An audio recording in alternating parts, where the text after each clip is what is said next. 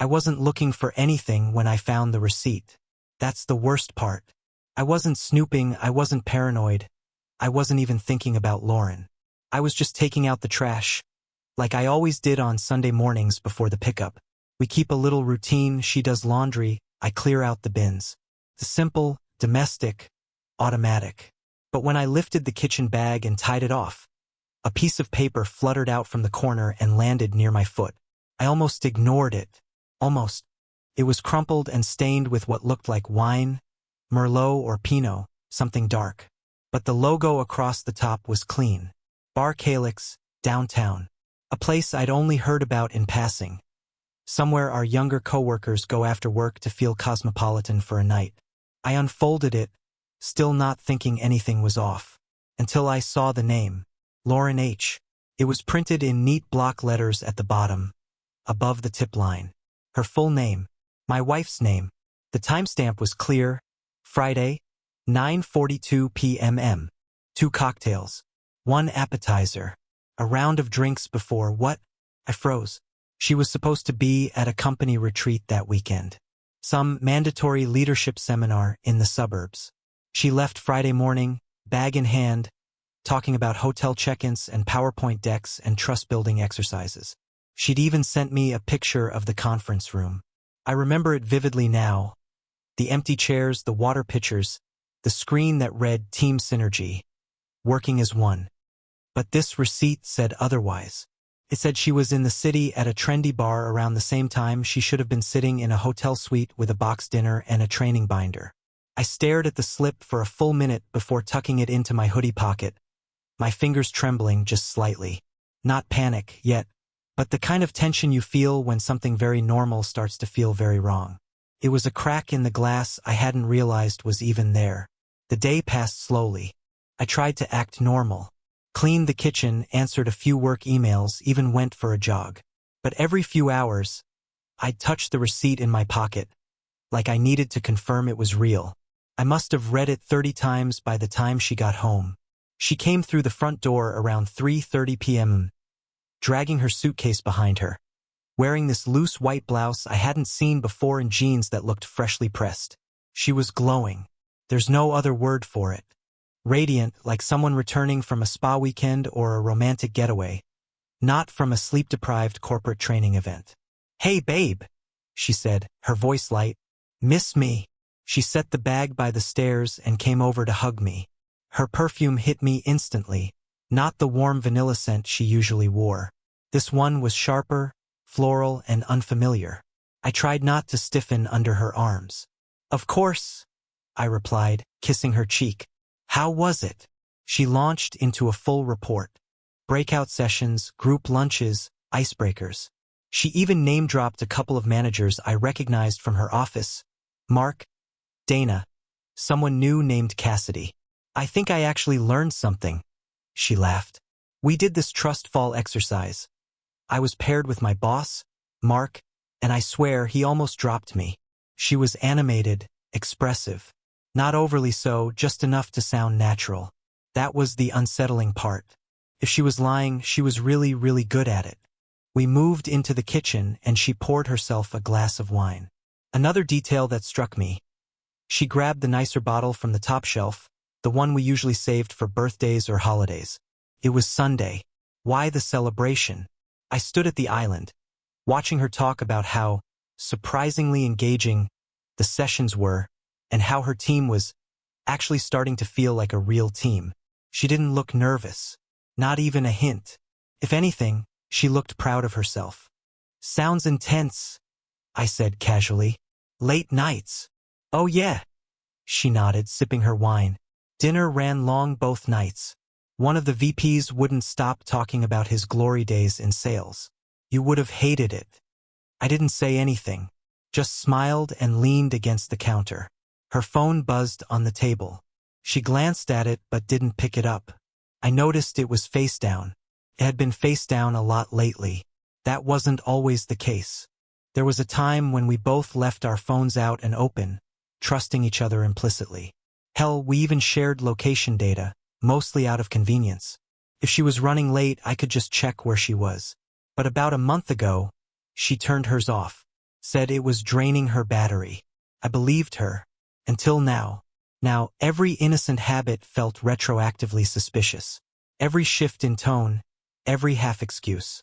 The new clothes in the laundry I didn't recognize. The change in her schedule. The way she'd stopped reaching for me in bed unless I made the first move. And now this flawless performance of a woman returning home from a weekend of work and not guilt. "You okay?" she asked, interrupting my thoughts. I blinked. "Yeah, just tired. Didn't sleep great without you." She smiled and reached across the counter to touch my hand. "I missed you too." I didn't flinch. I didn't pull away. I played my part. But something had shifted. In her face, in her posture, in the slight delay before answering simple questions. The calmness that used to make me feel safe now felt like something we *p***nized. Like a smokescreen. It wasn't just that she seemed happy.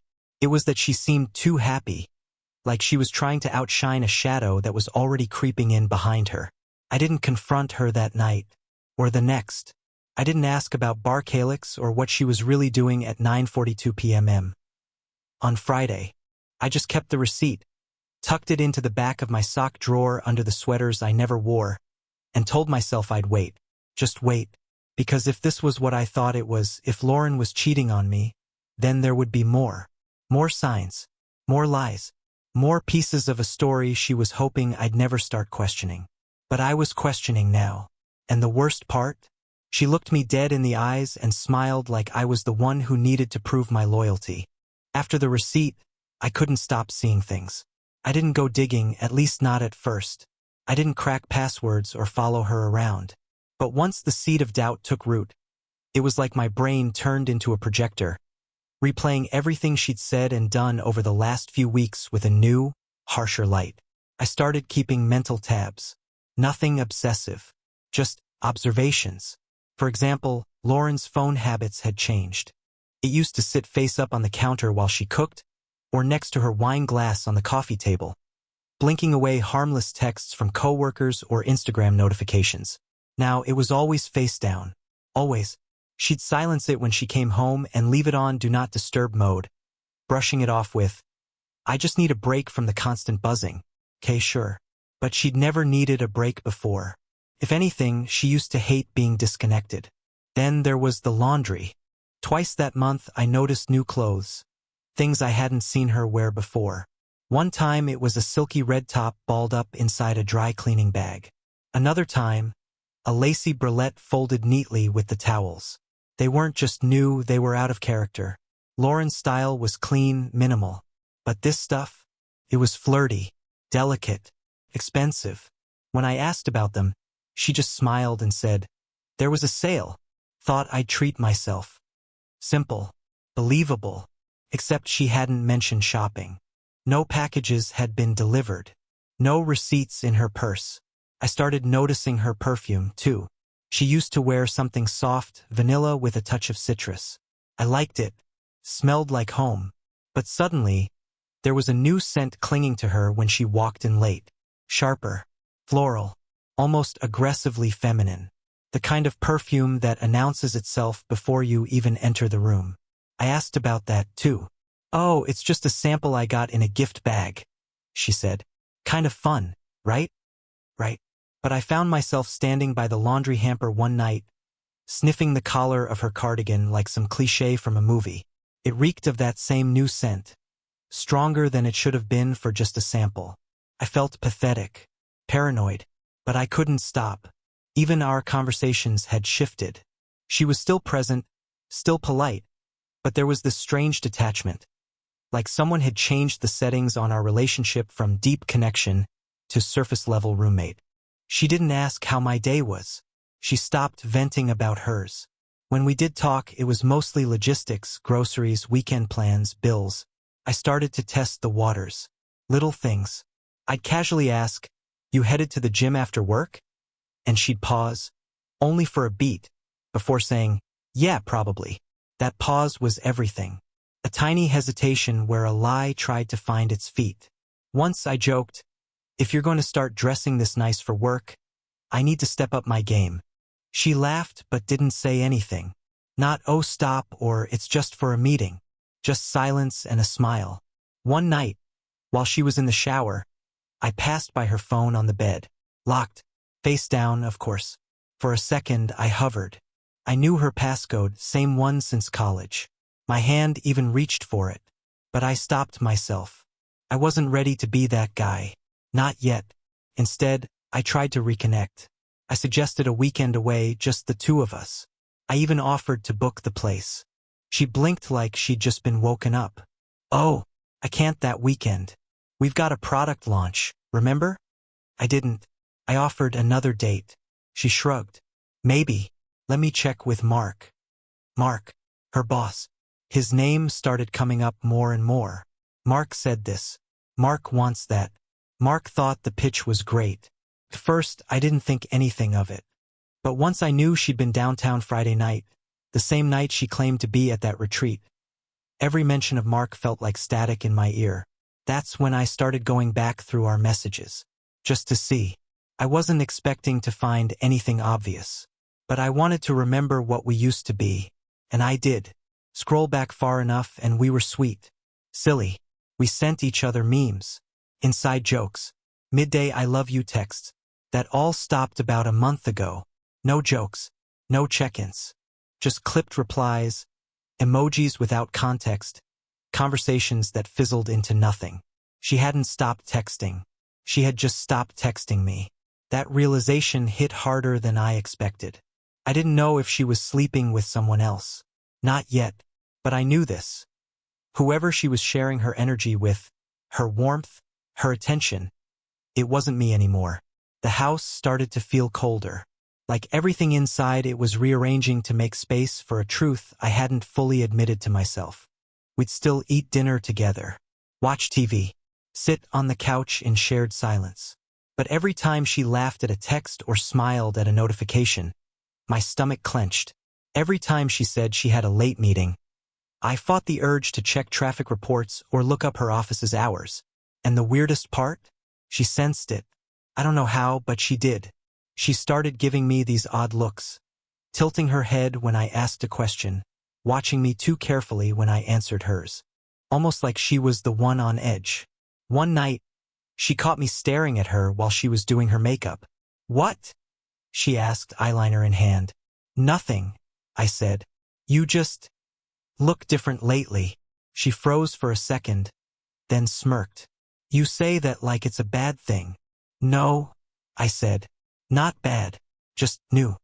She didn't respond, just turned back to the mirror. The next day, she brought me coffee on my lunch break, something she hadn't done in months. Said she was in the neighborhood. Smiled too big, kissed me on the cheek, then left. It was the kind of gesture that would have melted me a year ago. Now it felt like camouflage. And suddenly, I realized something terrifying. I wasn't angry. I wasn't even hurt. I was waiting, passively watching this woman I'd built a life with slip further and further away, and doing nothing to stop it. Because deep down, I knew that stopping it meant admitting something real, something final, that she wasn't mine anymore. Not the version I knew, not the version I loved. And all I had were puzzle pieces, a receipt in the trash, a new perfume, a red blouse that didn't belong, her laugh sounding different when she talked on the phone. The tiniest shifts, accumulating like dust, settling into every corner of our marriage. I didn't want to jump to conclusions, but I couldn't deny what I was seeing either. And I was starting to understand. If there was still any truth left between us, it was hiding behind a mask she wore every time she walked through the front door. And if I waited long enough, maybe the mask would slip. I think I held out hope longer than I care to admit. Even after the receipt, even after the new clothes and the perfume, I kept giving Lauren the benefit of the doubt. Not because she earned it, but because I needed to. Because the alternative meant tearing down the life we'd built and admitting that it had all started to rot from the inside. Quietly, slowly, right under my nose. But the truth, as it turns out, doesn't care how badly you want to believe a lie. It finds you anyway. The moment of confirmation came without warning. I wasn't looking for it. I was cleaning up our cloud storage, the shared photo archive we both had access to. We'd synced our phones to it years ago, mostly to back up pictures from vacations, birthdays, things we never wanted to lose. I was organizing files into folders, moving old screensh *ts into a separate folder, when I noticed a new video thumbnail. Something unsorted. No title. No tags.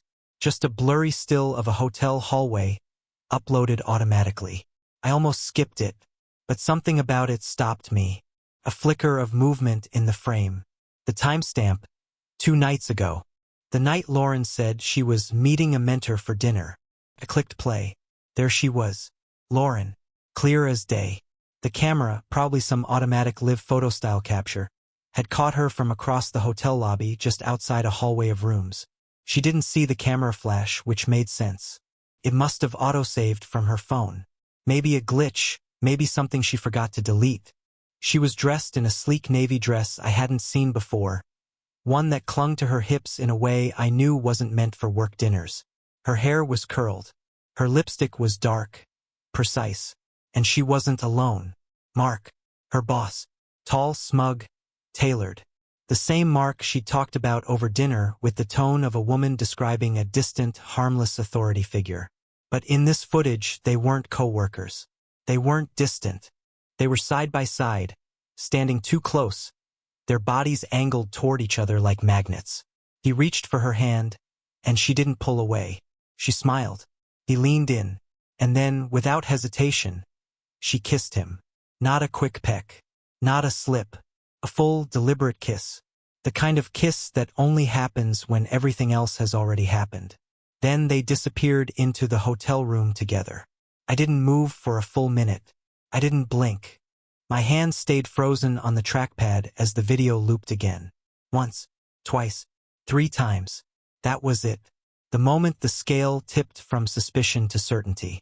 The moment all the little cracks spread into one clean break. I stood up and walked to the sink. Ran cold water over my hands. My reflection in the kitchen window looked like someone I didn't know. Pale, hollow-eyed, breathing like he'd just been gut-punched. This was real. It was happening. And there was no taking it back. For the next hour, I went still. Completely still. No anger. No yelling. Just the numb clarity of someone watching his entire life reframe itself. Then I got to work. I pulled our bank statements and found the hotel charge. The name matched. So did the date. There was a second charge that night for the valet. I cross-checked it with her parking app. She'd logged a reservation for downtown that afternoon. I opened her shared ride history, something we'd once used to coordinate pickups when we went out drinking. There it was. A ride to his office at 6:22 p.m. Another ride to the hotel an hour later. Nothing logged after. And like that, a timeline began to build. I found the receipts she hadn't deleted. Wine for 2 at a rooftop bar 2 blocks from the hotel. 1 appetizer. 2 entrees. A charge for a shared dessert. Her name was on the bill. All of it matched. Each detail on its own was a maybe. Together, they were a confession. I sat back in my chair and just stared at the screen.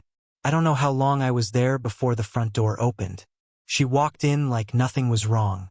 Shopping bags in hand. A new sweater, something pink. She looked casual, almost cozy. Like she had spent the day thinking about nothing heavier than sale racks and what wine to pair with dinner. "Hey," she called. "You're home early." I nodded. She kissed me on the cheek, then moved into the kitchen, humming as she unpacked produce like we were just a normal couple, living a normal Sunday. She asked if I wanted to grill tonight, maybe do salmon and asparagus. She even offered to open a bottle of red. I watched her closely, not because I needed to, but because I was looking at a stranger. Every gesture, every smile, every line of dialogue suddenly felt like a costume. Something rehearsed. A play she performed nightly for an audience that hadn't clapped in months. And I wasn't in the audience anymore. I was behind the curtain now. She had no idea. That's what got me, the calmness, the ease. She looked relaxed, like nothing could possibly be wrong. Like her affair was so well hidden, it had turned invisible, even to her. But I could see it everywhere now. In the way she avoided my eyes just a second too long. In the way she reached for her phone only after turning her back. In the way she talked about her day, Not with me. I realized then that she thought she had gotten away with it. That maybe she'd compartmentalized it so thoroughly she didn't even see it as cheating. Maybe to her it was a slip, a harmless indulgence. Something she could file away in the past without ever confronting what it meant. But to me, it was betrayal with a timestamp, a violation in HD, a life rerouted without consent. She didn't mention the hotel. She didn't say a word about Mark. She didn't explain the dress, or the ride, or the kiss, because in her mind, none of it had been discovered. So she poured wine, put on music, moved through the house with all the casual ease of a woman living a lie that no longer felt like one. And I let her, not because I was afraid, but because I wanted to see just how far she'd go. I wanted to know how many more nights she'd kiss me like she didn't have his mouth still lingering on hers. How many more mornings she'd smile at me like she hadn't chosen someone else behind my back. She asked if I could grab the grill brush from the shed. I nodded. She didn't notice the way I looked at her. And for the first time, I didn't feel uncertain. I felt something closer to purpose. The mask hadn't slipped. I'd torn it off. And now I could see her for who she really was. That night was unbearable. Not because we fought, we didn't. Not because she lied, she didn't have to. What made it unbearable was how normal it all was. The way she moved around the kitchen like nothing had changed. The way she set the table, hummed while pouring wine, and asked me if I wanted lemon or dill on the salmon. Like we were just two people sharing another peaceful evening. Our relationship intact, our trust unbroken. She even wore the pink sweater she just bought that afternoon. Soft cotton, pale like a cherry blossom. She twirled in it at one point, asking, "Cute or too much?" With a light laugh, I told her it was cute. I don't know how I said it with a straight face. I kept thinking, she really believes I don't know. And she was good at it. That's what chilled me. No guilt in her eyes. No nervous habits. No sudden glances over her shoulder or fumbled conversations. She didn't avoid me. She leaned in. She touched my hand while we ate. Her lips brushed my cheek as she passed behind me. She smiled like she meant it. But I knew. And because I knew, everything felt staged. She plated our food and sat across from me, legs crossed under the table. She told me about a new project at work, something about a rebranding effort. She said Mark had tapped her to lead the creative committee. "It's a compliment," she said, her eyes shining with pride. "I think he really sees my potential." Mark. His name sounded like a cracked bell every time she said it. I nodded and sipped my wine, acting interested. But inside something turned. It wasn't rage. I'd already passed through that. It was something colder, sharper, a kind of detachment that felt eerily steady. Like I was floating just outside of my own body, watching a scene play out without me. At one point, she reached across the table and squeezed my wrist. "Hey," she said. "You've been quiet tonight." "Just tired," I said. "Didn't sleep well last night." She tilted her head, like she was trying to read me. "Everything okay at work?" I gave her a practiced smile. "Yeah, same as always." "Okay," she said slowly, like she didn't quite believe me but didn't want to push. It was almost funny, her concern. I wanted to ask her if she looked that worried when she followed Mark into that hotel room. I wanted to ask if she cared this much when she reached for his hand, when she let him kiss her like I wasn't real. But I didn't, because I wasn't ready to detonate it yet. Not then. After dinner, we sat on the couch. She put on a movie, some romantic comedy we'd seen a dozen times. She curled her legs under her and leaned into me, her head against my shoulder. I felt her breathing slow as the movie went on. I watched her eyes flutter shut. She was at peace. I wasn't. I kept my arm around her, steady and still, while my thoughts moved like wildfire. This was no longer about suspicion, no longer about uncertainty. I had proof. Undeniable, time-stamped, high-definition proof. And yet, here she was, playing the part of the loving wife, eyes closed in contentment, while I stared past the television and into the void. I thought about confronting her, not with yelling, not with accusations, just calmly placing the video on the screen and letting her watch it unfold. watching her face twist when she realized she'd been caught, watching the mask melt away in real time. But I didn't do it, because something about her performance was too perfect, too careful. And that made me wonder, how many times had she done this before? How many times had she smiled like this, knowing what she was hiding? How many times had she come home from someone else's arms and slipped seamlessly back into mine? Was this the first time? Or just the first time I knew? I didn't sleep that night. She did. She lay beside me, one arm draped over my chest, breathing slow and even. I watched the ceiling for hours, my mind rewinding and fast-forwarding through 100 memories that no longer felt safe to touch. The weekend passed like a rehearsal. Coffee in bed, grocery runs, small talk about news articles and dinner plans and whether we should repaint the guest room. She laughed easily, kissed me when I passed her in the hallway, texted me updates when she ran errands. I watched all of it with the same feeling I imagine a detective has when interviewing a suspect who thinks they've already gotten away with it. She never once slipped, and that told me everything I needed to know. She wasn't sorry. She wasn't struggling with guilt. She wasn't fighting temptation and losing. She had chosen this. And now she was maintaining the illusion with the precision of someone who had gotten used to balancing two lives. That night, after she fell asleep, I opened our laptop and pulled up the cloud drive again. I watched the video a second time. Slower. I studied the way she looked at him, the way her lips curled into a smile just before she kissed him, the way she held his hand like it was familiar, like this wasn't new. I paused the video on her face. I didn't recognize it. That wasn't my wife. That wasn't the woman who'd cried at our wedding. That wasn't the woman who once stayed up all night talking about names for our future kids. That wasn't the woman who held my hand at my dad's funeral, or the one who painted my office blue because she said it matched my calm. This woman was someone else. Someone who could betray without blinking. Someone who could sit at my dinner table, laugh at my jokes, curl into my chest, and lie with every breath. I should have felt devastated, but I didn't. I felt clarity. I felt resolve. Because now I knew what I was dealing with. Not confusion. Not some gray area of emotional distance or unspoken resentment. This was betrayal. Pure and deliberate. And if she could stage this theater in front of me without flinching, then I could do the same. For now. Because a performance like hers deserved a curtain call.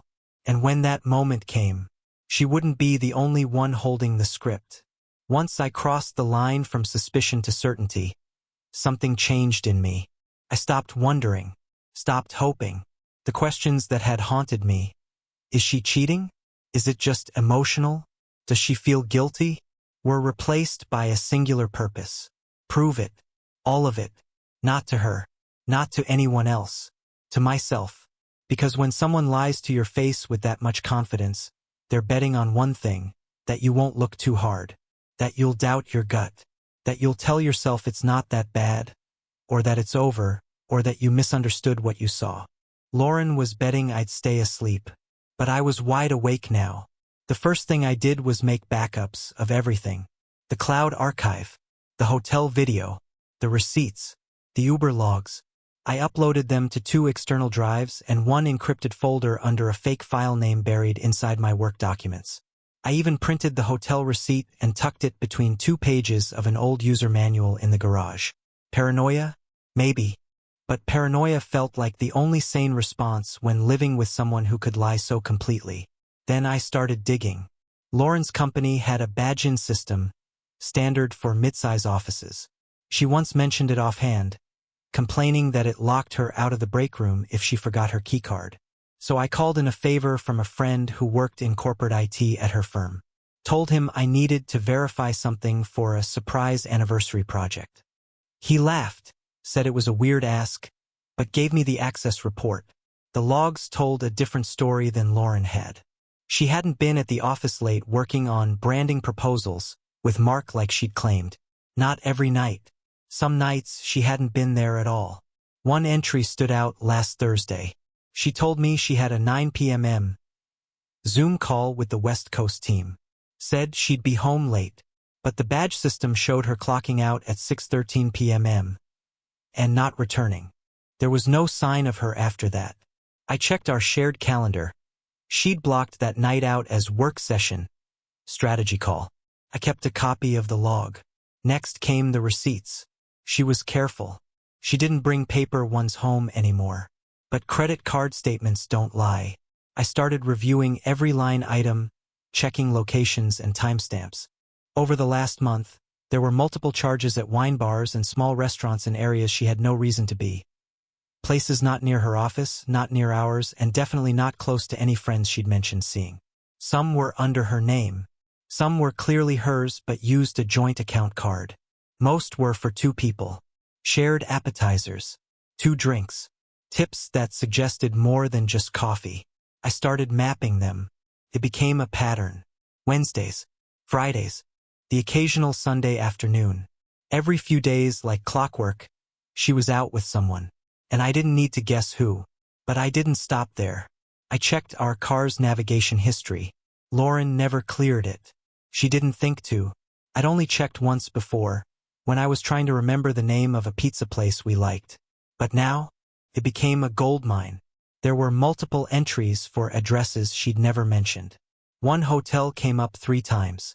So did a condo complex in a neighboring suburb. I looked it up. Mark's address matched. I took pictures of the GPS log.